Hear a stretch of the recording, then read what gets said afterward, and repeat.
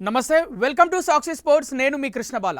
Team India అదరగొట్టింది. వరుసగా రెండోసారి T20 ప్రపంచ కప్ను అందుకోవడానికి, ముచ్చటగా మూడోసారి పొట్టి కప్పును ముద్దాడడానికి, సొంత గడ్డపై తొలిసారి టీ20 విశ్వ విజేతగా నిలిచేందుకు భారత్ ఎదురుచూస్తోంది. వాంఖేడేలో టీమిండియా సత్తా చాటింది.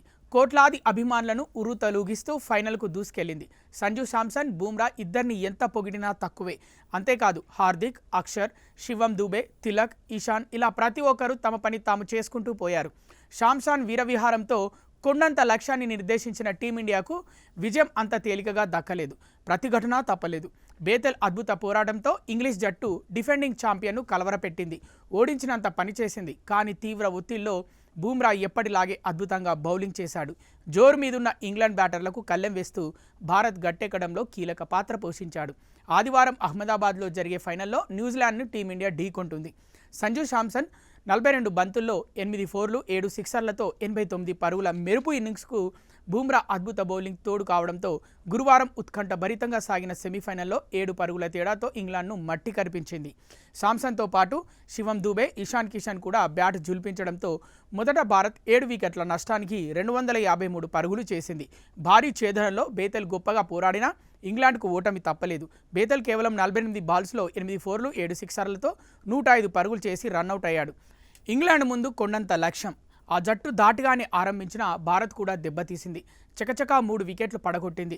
సాల్ట్ను హార్దిక్, బ్రూక్ను బూమ్రా, బట్లర్ను వరుణ్ అవుట్ చేశారు. ఇంగ్లాండ్ను 6 ఓవర్లలో 3 వికెట్లకు 68 రన్లకే పరిమితం చేసిన భారత్ మ్యాచ్పై పట్టు సాధించినట్లే కనిపించింది. కానీ ఇంగ్లాండ్ అంత తేలికగా లొంగలేదు. విధ్వంసక బ్యాటింగ్తో భారత్ను భయపెట్టింది.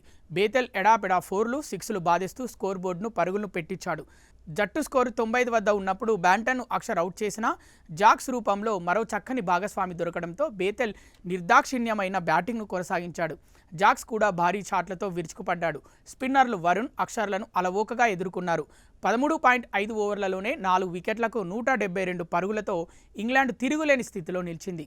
భారత్ తీవ్ర ఒత్తిడిలో పడ్డ ఆ దశలో ఇంగ్లాండ్ విజయావకాశాన్ని సృష్టించుకుంది. ఆ స్థితిలో అక్షర్ పటేల్ అద్భుత ఫీల్డింగ్, దూబే క్యాచ్తో జాక్స్ వెనుదిరగడంతో ప్రమాదకర భాగస్వామ్యానికి తెరపడింది. అది కొంత ఉపశమనాన్నిచ్చినా భారత్పై ఒత్తిడి తగ్గలేదు. జోరు మీదున్న బెతెల్ సామ్కరణ్ అండగా వేట కొనసాగించాడు. హర్షదీప్ ధారాళంగా పరుగులు ఇవ్వడంతో ఇంగ్లాండ్ పని తేలికైంది. కానీ బూమ్రా అద్భుత బౌలింగ్తో భారత్ను గట్టెక్కించాడు. 16వ ఓవర్లో 8 పరుగులే ఇచ్చిన ఇతను తర్వాతి ఓవర్లో హర్షదీప్ 16 పరుగులు ఇచ్చి జట్టును ఇబ్బందిలో నెట్టాక మళ్ళీ గొప్పగా బౌలింగ్ చేశాడు.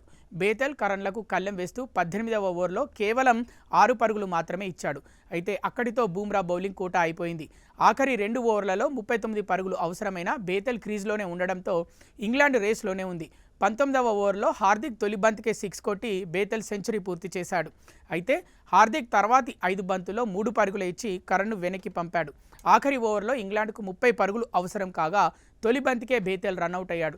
తర్వాతి 2 బంతుల్లో దూబే 2 పరుగులే ఇవ్వడంతో భారత్ విజయం ఖాయం కాగా చివరి 3 బంతులకు అర్చర్ సిక్సర్లు బాధేశాడు. టీమిండియా భారీ స్కోర్ సాధించిందంటే ప్రధాన కారణం శాంసన్ అదిరే బ్యాటింగే. చెలరేగి ఆడిన ఇతను టాస్ గెలిచి ఫీల్డింగ్ ఎంచుకున్నందుకు ఇంగ్లాండ్ చింతించేలా చేశాడు. మరో ఓపెనర్ అభిషేక్ మాత్రం ఫెయిలవ్వ ఫామ్ను కొనసాగిస్తూ 2వ ఓవర్లోనే పెవిలియన్ బాట పట్టాడు. కానీ శాంసన్ జోరును అతడి నిష్క్రమణ ఆపలేకపోయింది. పేసర్ ఆర్చర్ ఊహించినట్లే షార్ట్ బంతులతో అతన్ని పరీక్షించాడు. కానీ ఆ బంతుల్ని శాంసన్ అలవోకగా ఎదుర్కొన్నాడు. ఇన్నింగ్స్ తొలి ఓవర్లో అతడి షార్ట్ బంతికి ఫైన్ లెగ్లోకి 6 కొట్టి అభిమానులను ఉర్రూతలూగించాడు. ఆర్చర్ స్లో బంతులకు శాంసన్ ఆడలేదు. 15 పరుగుల వ్యక్తిగత స్కోరు వద్ద బ్రూక్ క్యాచ్ వదిలేయడంతో బతికిపోయిన శాంసన్ అవకాశాన్ని పూర్తిగా అందిపుచ్చుకున్నాడు. ఎడాపెడా 4లు 6లు కొడుతూ చెలరేగిపోయాడు. 26 బాల్స్లోనే అర్ధశతకం పూర్తి చేశాడు. మరోవైపు ఇషాన్ కిషన్ కూడా చెలరేగడంతో స్కోర్ బోర్డు పరుగులు పెట్టింది. 9వ ఓవర్లోనే స్కోర్ 100 దాటింది. తర్వాతి ఓవర్లో ఇషాన్ అవుట్ కావడంతో 97 పరుగుల భాగస్వామ్యానికి తెరపడ్డ దూబేతో కలిసి మరో విలువైన భాగస్వామ్యాన్ని నెలకొల్పాడు శాంసన్.